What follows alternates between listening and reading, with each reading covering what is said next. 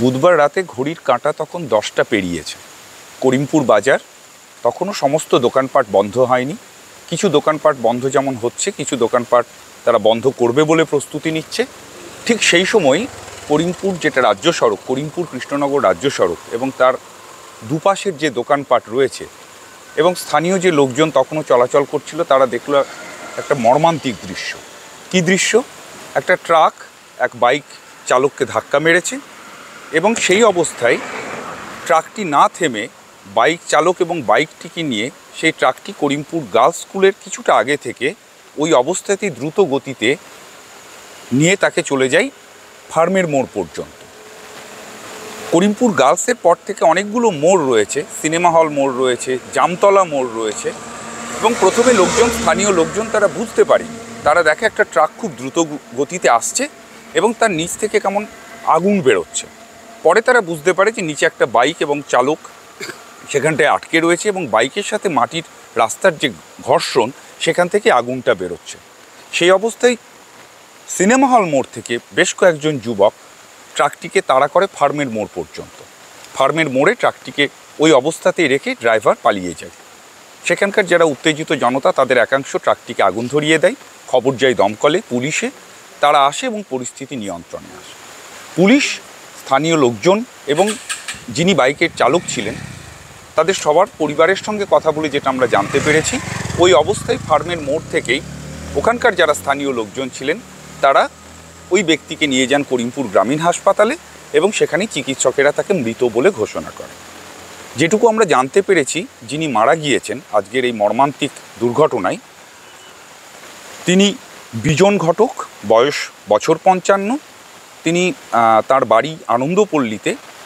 দীর্ঘদিন থেকে তিনি তৃণমূল রাজনীতির সঙ্গে জড়িত এবং যেখানটায় ট্রাকটিকে পাওয়া গেছে ফাইনালি ফার্মের মোড়, সেখানটায় বিজনবাবুর একটি কাঠের দোকানও রয়েছে। দীর্ঘদিন ধরে তিনি ওই ব্যবসাটি করতেন। এরপরে স্থানীয় লোকজনের যে অভিযোগ এবং যে বক্তব্য, তার থেকে আমরা যেটা জানতে পারছি, যেখানে দুর্ঘটনাটা প্রথম ঘটে, অর্থাৎ করিমপুর গার্লস স্কুলের ঠিক একটু আগে, সেখানেই যদি ট্রাকটি থেমে যেত তাহলে বিজনবাবু এই রকম অবস্থা হতো না। কিন্তু ট্রাকটি ওভাবে না দাঁড়িয়ে সোজা ওই অবস্থাতেই তাকে নিয়ে যাওয়া হয়।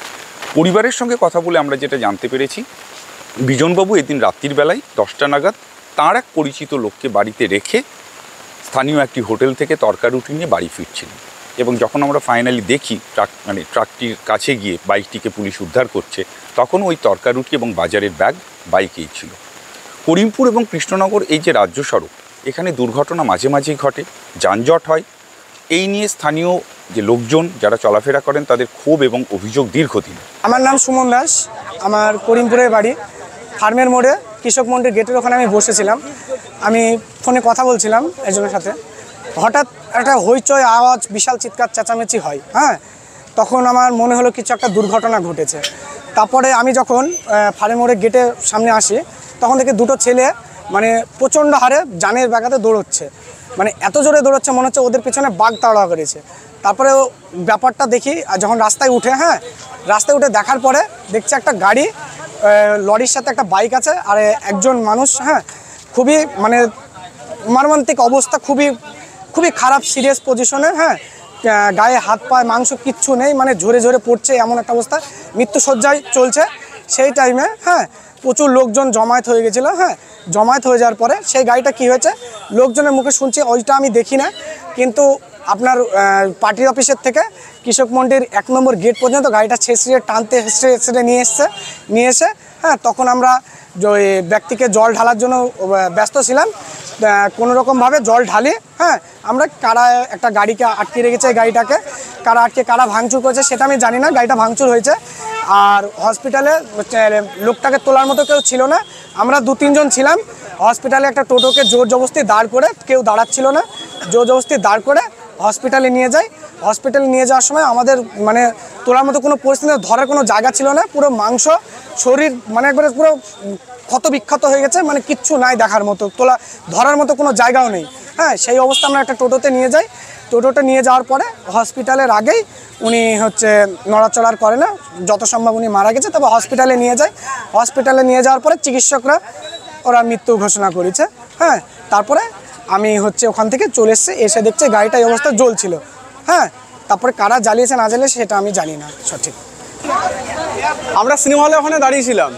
সিনেমা হলে ওখান থেকে দেখলাম যে একটা গাড়িতে সামনে একটা বাইক আর তার সাথে কেউ একজন আসে, সে পুরো আগুন জ্বলতে আসছে এবং সিনেমা হলটা পার করার পরে আর একটা বাইক এসে ধাক্কা মারে এই লরিটা, এই যে লরিটা দাঁড়িয়ে আছে এই লরিটা ধাক্কা মারে। তারপরে আমরা আর আরেকজন বাইকে আমরা ধাক্কা করতে আসি পেছন পেছন। তারপরে দেখি যে এখান থেকে আমরা ঠিক এই আর একটু সামনে পজিশনে গিয়ে তারপরে ওই বাইক থেকে ওখান থেকে লাফ মারে তারা দুজন পালিয়ে যায়।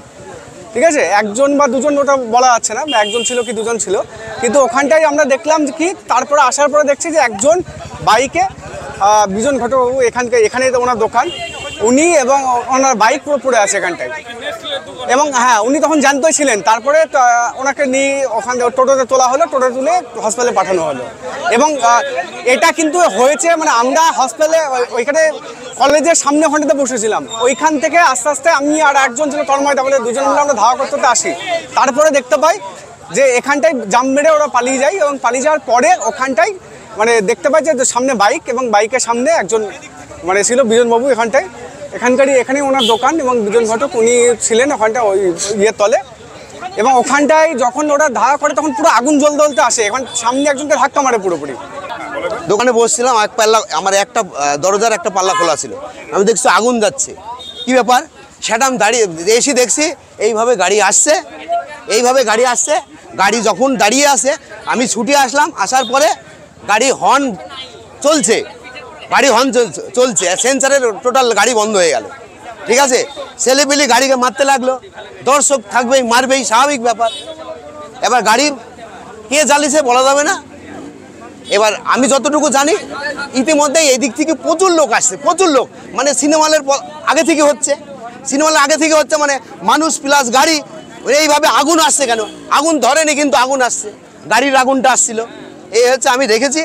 তার ইতিমধ্যেই প্রচুর লোক, এখানে প্রচুর লোক, ভাবা যাবে না, যে যেমন শুনতে পেয়েছে চলে এসছে। এটা একটা খুব বড় অ্যাক্সিডেন্ট আমার লাইফে প্রথম।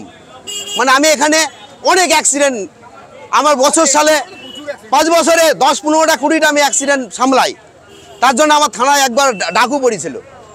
কিন্তু অ্যাক্সিডেন্ট আমি আর কত বাঁচাবো? এইভাবে অ্যাক্সিডেন্ট সবার মতো হচ্ছে, গাড়িগুলো নিমন্ত্রণভাবে চলছে না। আমাদের করিমপুর যে টাউনটা যদি সেইভাবে হয়, ঠিক আছে, গাড়ি ঘোড়া ভালো চলবে, মানুষ অ্যাক্সিডেন্ট কম হবে। গত শনিবার আমরা ঠিক এই মুহূর্তে এখন দাঁড়িয়ে আছি করিমপুর গার্লস স্কুলের একেবারেই সামনে। আমার ডান পাশে যিনি দাঁড়িয়ে আছেন পলাশ পাল, পলাশবাবুর একটি দোকান রয়েছে, চায়ের দোকান।